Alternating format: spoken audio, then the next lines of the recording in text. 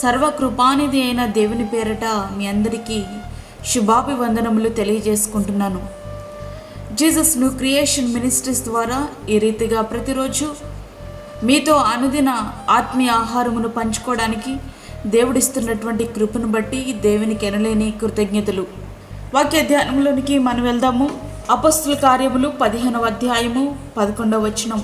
ప్రభువైన యేసు కృపచేత మనము రక్షణ పొందుమని నమ్ముచున్నాము కదా.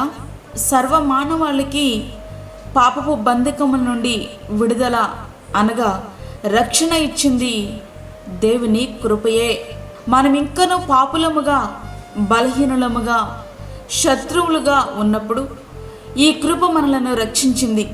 లేదంటే రక్షింపబడడానికి మనకున్న అర్హత అంటూ ఏమీ లేదు. నీతిమంతునిగా తీర్చేది కృపయే. నమ్మువారు ఆయన కృపచేతనే క్రీస్తు యేసునందలి విమోచనము ద్వారా ఉచితముగా నీతిమంతులని తీర్చబడుచున్నారు. రోమా 3వ అధ్యాయము 24వ వచనం. ఒకని యొక్క క్రియలు అతనిని నీతిమంతునిగా తీర్చలేవు. యేసుక్రీస్తును నమ్మడము ద్వారానే అది సాధ్యం. ఆ నమ్మిక కారణం ఆయన కృపయే. కృప ద్వారానే మనకు పాపక్షమాపణ. దేవుని కృప మహదైశ్వర్యమును బట్టి ఆ ప్రియుని యందు ఆయన రక్తము వలన మనకు విమోచనము అనగా మన అపరాధములకు క్షమాపణ మనకు కలిగి ఉన్నది. ఎఫెసీ 1వ అధ్యాయము 7వ వచనం. అపరాధములు అంటే తప్పు అని తెలిసిన కూడా చేసేవి. మనము చేసే తప్పులలో ఎక్కువ శాతం తప్పని తెలిసే చేస్తాం. అయితే ఆ పాపములు కృప ద్వారానే క్షమించబడుచున్నాయి. అందుకే దావీదు గారు, దేవా నీ కృప చొప్పున నన్ను కరుణింపుము, కీర్తనలు 51:1 వచనం అంటూ దావీదు గారు బ్రతిమాలుతున్నారు. అయితే కృపకు కూడా కొన్ని హద్దులున్నాయి. కృప చూపడానికి మనము అర్హతను కోల్పోయినప్పుడు ఆ కృప స్థానంలో ఉగ్రత నిలబడి ఉంటుంది. అది ఎంతో భయంకరం కదూ. మనము కృపను పొందే మార్గం ఏ విధంగా దొరుకుతుంది? కృప అనేది పూర్తిగా ఉచితంగా మనకు అనుగ్రహించబడేది. అయితే లోబడుట ద్వారా కృపను మనము పొందగలం. చిన్నలారా, మీ పెద్దలకు లోబడియునుడి. మీరందరూ ఎదుటివాని ఎడల దీన మనసు అన్న వస్త్రమును ధరించుకొని మిమ్మును అలంకరించుకొనుడి. దేవుడు అహంకారులను ఎదిరించి దీనులకు కృప అనుగ్రహించును. 1 పేతురు 5వ అధ్యాయము 5వ వచనం. కృపను ఎప్పుడు కూడా స్వప్రయోజనాల కొరకు వాడుకోకూడదు.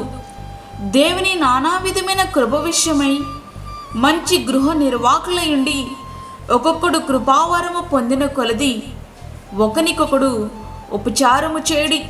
1 పేతురు 4వ అధ్యాయము 10వ వచనం. కృపను వృధా చేయకూడదు. కాగా మేము ఆయన తోడి పనివారమై మీరు పొందిన దేవుని కృపను వ్యర్థము చేసుకొని వద్దని మిమ్మను వేడుకొనుచున్నాను. 2 కొరింథీ 6వ అధ్యాయము 1వ వచనం. ప్రియ స్నేహితుడా, వాక్యం వింటున్నటువంటి ప్రియమైన దేవుని బిడ్డలారా, కృప గురించి మాట్లాడాలంటే మనము వేసే ప్రతి అడుగు, గడిచే ప్రతి క్షణం కృపతోనే సాధ్యం. అందుకే కీర్తనాకారుడైనటువంటి దావీదు గారు ఇలా పాడుతున్నారు. నీ కృప ఆకాశము కంటే ఎత్తైనది. కీర్తనలు 57:9 వచనం. నీ కృప జీవము కంటే ఉత్తమము. కీర్తనలు 63:3. ఉదయమున నీ కృపతో మమ్మను తృప్తిపరచుము. కీర్తనలు 90:14. నా కాలు జారినని నేను అనుకొనిగా యెహోవా నీ కృప నన్ను బలపరచుచున్నది. కీర్తనలు 94:18. ఇట్లా మనము చెప్పుకుంటూ పోతే ఆ కృపకు అంతమే లేదు. ప్రియ స్నేహితుడా, అటువంటి ఆ కృపను నీవు నిర్లక్ష్యము చేయొద్దు, చులకన చేయొద్దు. ఈ క్షణం వరకు నీవు ఈ విధంగా జీవించి ఉన్నావు అంటే అది కేవలం దేవుని యొక్క కృప మాత్రమే. అది నీకు అర్థమైతే చాలు. ఆయనను స్తుతించకుండా నీ ఉండలేవు. అట్లా కాకుండా దేవుని యొక్క కృపను నీవు నిర్లక్ష్యము చేస్తే అది ఉగ్రతగా మారొచ్చు. ప్రియ స్నేహితుడా, ఇది అత్యంత భయంకరం కదూ. వద్దు, మనం ఎప్పుడు కూడా ఆయన కృపలో ఒదిగిపోవాలి. అప్పుడు నిత్యమైన మేలులు మనం అనుభవిస్తాం. అట్టి కృప ధన్యత ప్రభువు మనకు అనుగ్రహించునుగాక. ఆమేన్. వాక్యమైనటువంటి ప్రియమైన దేవుని బిడ్డలారా, ప్రార్థనలో ఏకీభవించండి.